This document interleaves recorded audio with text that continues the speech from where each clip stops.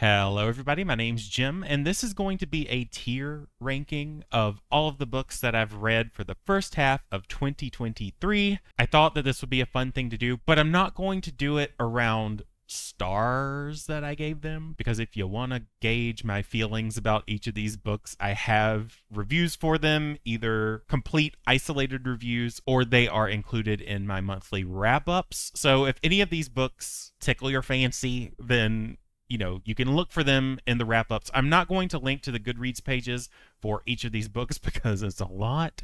First of all, I want to tell you what the tiers are and how I have decided to rate these. These are going to be ranked based on how I would recommend these books to other people.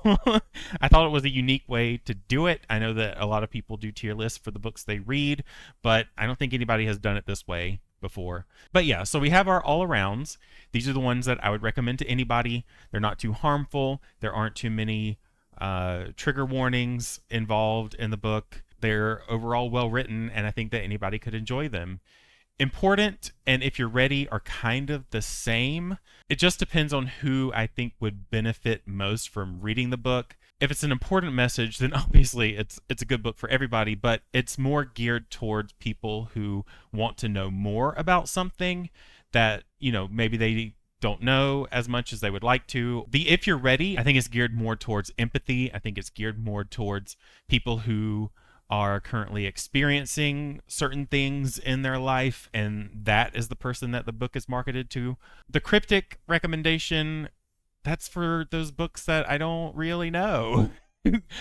It's for those books where I wish I could say more about them, but I can't. And so you're just going to get a little bit of, ooh, if you try it, you might like it sort of thing. That phrase that I said that I hated in a previous video. Yeah, that's what I'm going to do to you. Curb your expectations. If you go into these books, go into it expecting something that maybe the blurb didn't tell you. These are for those books where if I knew certain things about those books, then either I would have gone into it with a different mindset or I would have avoided the book altogether. So that's a brief description of all of the tiers. By the way, this isn't in the order in which I read these books. It's just the order that Tier Maker put them in. But I am glad that it put the Yellow Wallpaper first so that I can mention that this was originally a 4-star book, but I bumped it up to 5. This is by Charlotte Perkins Gilman. And the Yellow Wallpaper, I think, is an important book to read. It is about postpartum depression. Charlotte Perkins Gilman did a great job of explaining how it wreaks havoc on the mind. And today, even, we haven't come that far. There are still a lot of questions around postpartum depression and how it interferes with one's daily life. Read A Crayon Story by Michael Hall. Easy important. This was the controversial review that I had on my channel. This is the one that sparked the controversy. I didn't receive comments, but I sure saw the dislikes. But I think it is an important read, and if you just listen to my review, there are so many applications for this, and if you read it, you will find yourself relating to it in some form or fashion, because there are so many different ways you could be mislabeled in your life. And I think that this book is written for the people who need to understand that a little bit more. We Are All So Good at Smiling by Amber McBride. I could put this in all around just because I don't think it was. This is a book that you read the premise and it's about depression, but it's not triggering in any way. I think that Amber McBride took so much care in writing about this to help it be more of an experience. You're inside Whimsy's head. It's more of a demonstration of what she is going through. And it was just so well done that I could put this in all around. I think it's a good book for everybody. But I will put it in If You're Ready, because for me personally, I've had to deal with depression. It's not clinical depression, but it is a chronic thing. So I have to deal with that off and on. And sometimes it's worse than others. But I certainly felt seen when I read this book. And it was just really well done. I think Amber McBride, because she has experienced it herself, so she was able to take that care and make sure that everything was understood. Different, A Great Thing to Be by Heather Avis. Even though it has an important message, I think this is just a great all-around book. This is about making sure that you care for people who are different from you and not treating them any differently. How many times am I going to say different? But it's just a really cute book. And she wrote this, and it's very clear that she was inspired by her daughter who has Down syndrome. So it's just a book for everybody, for parents to read to their kids, for kids to read on their own, so that they know to love each other and care for each other. I'm Afraid of Men by Vivek Shraya, another important book. So this is about Vivek Shraya's trans experience, from being a gay man transitioning into being a transgender woman. She talks about all of her experiences, particularly as it pertains to her relationships with different men in her life and how they treated her, not being masculine enough to not being feminine enough. It is based on one experience. The trans experience is not a monolith, just like any other experience is not a monolith. So just take it as it is, as Vivek Shraya's experience. The title certainly grabs you, but I think everybody could benefit from reading this. The Love Bug by the Disney Corporation, which I'm still uncomfortable talking about, is a good all-around book. It follows the movie to a T, so if you've seen the movie about Herbie, then you pretty much know what to expect. Behind Her Eyes by Sarah Pinborough. So this was one that I didn't like so much. If there was a tier for, don't recommend it, this would probably be it. It does feature a very harmful trope, but it's not throughout the novel. So, being the type of person who sees the good in people, I'm 99% sure it wasn't intentional for Sarah Pinborough to do that, so I'm not going to blast her for it. But I would say curb your expectations. It is a mystery, but really there is way too much obsession over this guy who isn't charming at all. He's as charming as a block of ice, and I just could not get into it at all. It's very love triangle-ish, so if you don't like love triangles, stay away. The most interesting parts about this book were the flashbacks with Adele, but I can't really go into that. I've already reviewed this book twice, so if you want to see the review for this, go ahead and look for it. Lift by Carrie, I did it again. I said her name wrong before. Kelly Corrigan. Kelly. I have somebody in my family named Kelly. Kelly Corrigan. Lift. Excellent book. It's a memoir/memoir. It is about her experiences as a mom, as well as 2 other stories of moms that she knows. This definitely reaches out to mothers. It's a good dose of empathy if you are a mom. It's a short read. I said it before and I'll say it again. It was over before I even realized it was, but it was a beautiful book and I would definitely recommend it for you. Tanya Tania by Antara Ganguly, just based on my experience, I thought that this was going to be a little bit more historical fiction, and it wasn't. So for that reason, I would say curb your expectations. It is an epistolary novel with 2 teenage girls, both named Tanya, writing back and forth to each other. There was a moment where I thought, actually there were multiple moments where I thought that the book would end a certain way, and neither of those expectations were met.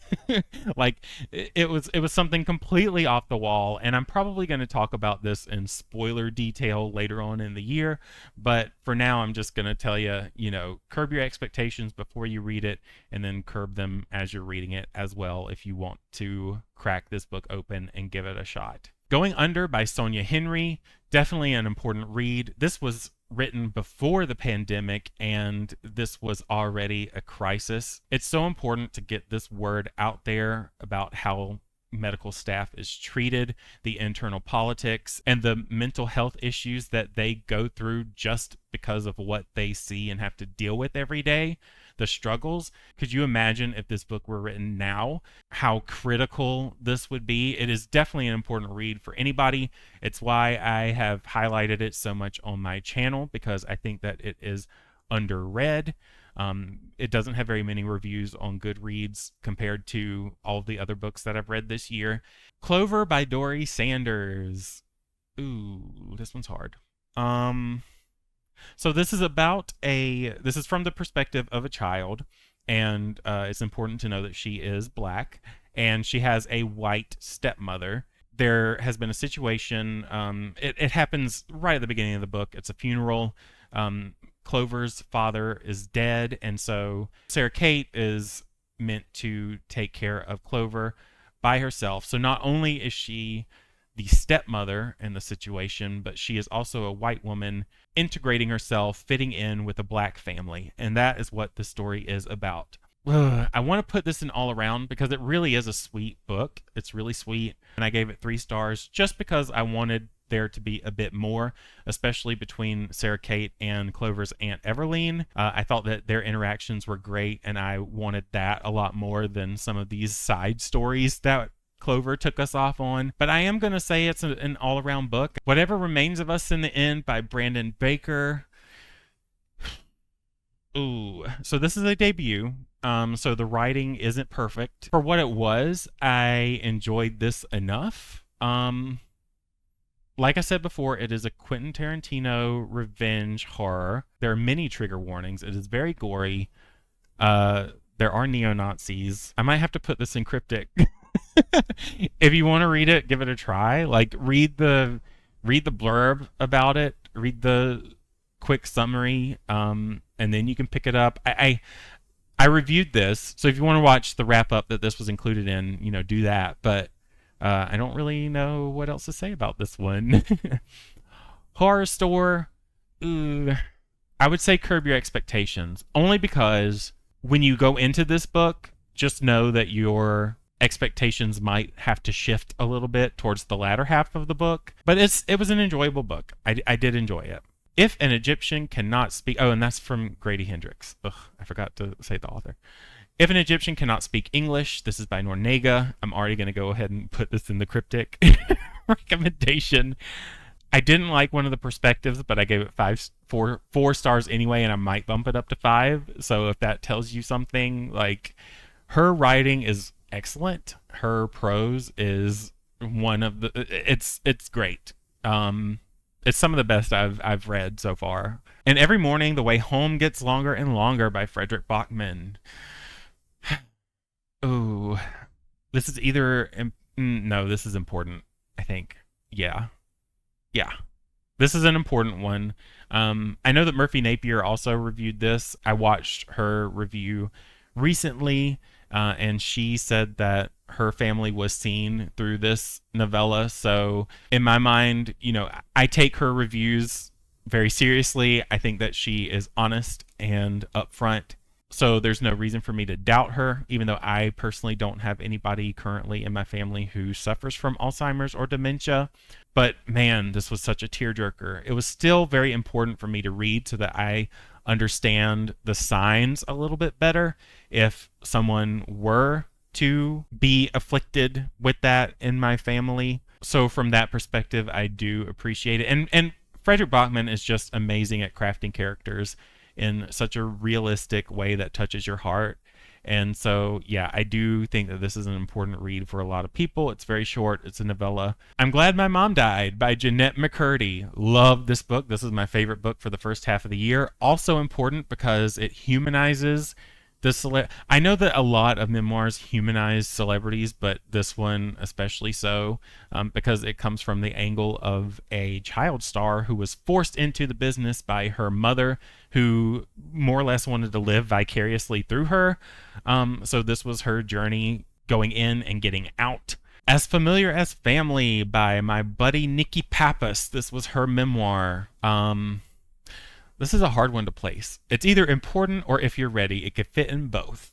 I am going to say If You're Ready because I think that it reaches out to people who want to see the signs in their church family before things get toxic and out of hand. So I think that while certain people maybe need to read this book so that they understand what they're doing at the pulpit, I think it's important for people to understand that there is someone out there just like them. I certainly felt empathy through Nikki's story. It would be a bit unfair for me to put Soul of the Deep by Natasha Bowen in If You're Ready just because it is a sequel. It is the last book in a duology, so I'm just going to put it in all around. But do know that Skin of the Sea was first, and you need to read Skin of the Sea so that you understand some of the characters before you read Soul of the Deep. This is not a book that you can just read by itself, because you really need to know the dynamics and stuff when you go into this second book of the duology. But it is an all-around book. I think that everybody would enjoy reading it. There are romance elements, but most importantly, this book is saturated in West African folklore that I don't think is explored very often in books. I Go Quiet by David Ouimet. I would put this in all around, but I don't know if kids would necessarily like the illustrations. I think that I read some reviews where some of the kids thought that the illustrations were a bit scary. They are a bit Tim Burton-ish. I would say, too, that maybe this is important because it would be good for teachers to understand that not all kids learn the same. Not all kids are really comfortable standing up at the front of the class and doing math problems on the board. And it doesn't mean that they're not paying attention. It's just because they get super anxious and just do not want to do it. This is about introversion, but I do think that this is an if you're ready sort of book, because I certainly felt seen. I said in my review that I wish that this book existed when I was growing up in school and I was a kid. I love the illustrations, and I would have loved them back then because I was definitely a Tim Burton fan. But it certainly helps kids understand that it's okay to be quiet. It's okay to be creative. It's okay to have your stories internalized and maybe want to write them out instead of recite them to the world so that everybody can hear it. I get that. I understand it. And I think that this is a great book for those kids who are maybe shy, quiet, introverted. They sit in the back, in the corner. They sit alone at lunch, you know. So yeah, I think this is a good book for those kids. That was a lot to talk about. I basically just reviewed the book again, but I'm sorry. Anyway, moving on. Anxious People by Frederick Bachman. I'm going to put this in all around 2. There were some things that may be triggering to people. Do make sure to read the blurbs for all of these before you just go out and pick them up. My opinion is just my opinion, so what do I know? Once again, Frederick Bachman's character work is just very, very well done. Chrysanthemum, Curb Your Expectations. This was a book that I read when I was a kid, and I wanted to read it again for nostalgia's sake, but man, going back to the teachers. This is not a good book for a kid to read if they want to see a teacher backing up a bullied student, because the teacher in this book certainly did not do that. If you are a teacher or a parent reading this book to a child, just make sure to reiterate that you have those kids' backs. So curb your expectations on that front. You know, we also want to teach our kids that their opinions are theirs, and, you know, they shouldn't form their opinions about themselves based on what other people think of them, which is another message that this book failed to bring across. So anyway, next book, P is for Pterodactyl by Raj Haldar. I'm putting this in all around. It might not be good for kids who are first learning the alphabet, but it is a great book for everybody else if you know how crazy the English language is. The Cotton Candy Massacre by Christopher Robertson. So I needed to be in the mood for this. There's no empathy here. I almost want to put this in if you're ready. just because it's wacky. It is wacky. It is gory. It is crazy. But I'm going to put it in Curb Your Expectations because, like, the first half of the book is about a breakup. So Curb Your Expectations, knowing that this isn't going to be a fast-paced horror in the beginning, but then the latter half, it just zooms. The Puzzle Master by Danielle Trussoni. I don't really want to say Curb Your Expectations because I think the story followed along pretty well. It was just some of the writing that screwed me up. Because, you know, there was a lot of exposition. There's a lot of bragging about the main character, you know, all those things that I put in my review. But the story was there. Like, it wasn't that I couldn't follow the story. It was just that those elements took me out of it. Cryptic, I guess, because I just don't know how to recommend this book. There are some haunted house elements that I thought were cool, but yeah, just know that when you go into this book, there are going to be some literary things that might take you out if you're like me. But if that stuff doesn't bother you, then I mean, heck. So finally, The Red Tent by Anita Diamant. I'm going to put this in Curb Your Expectations, even though I really enjoyed this book. The only reason I'm putting it in Curb Your Expectations is because if you are a Bible purist, you might be disappointed. I wouldn't not recommend this to you, just like I said in my review. But if you don't come into this with an open mind, then some of the liberties that Anita Diamant took might throw you off a little bit. And also, there's a lot of childbirth in this, so if you don't want to know about that either, I wouldn't recommend this because it consumes most of the book. I'm just going to say that. But yeah, I think that this is it. I think that this is my tier ranking for the first half of the year. It looks pretty even. I was not expecting this. But if you enjoyed this, definitely leave a like and subscribe if you haven't. I'm going to leave a link to all of the wrap-ups and the Horrorstör review because it missed the wrap-up for May because I read it after I recorded that. But yeah, I'm going to link to all of those, and you can check out the reviews for these books if you would like to there. But otherwise, I have been Jim. You've been great. Happy reading.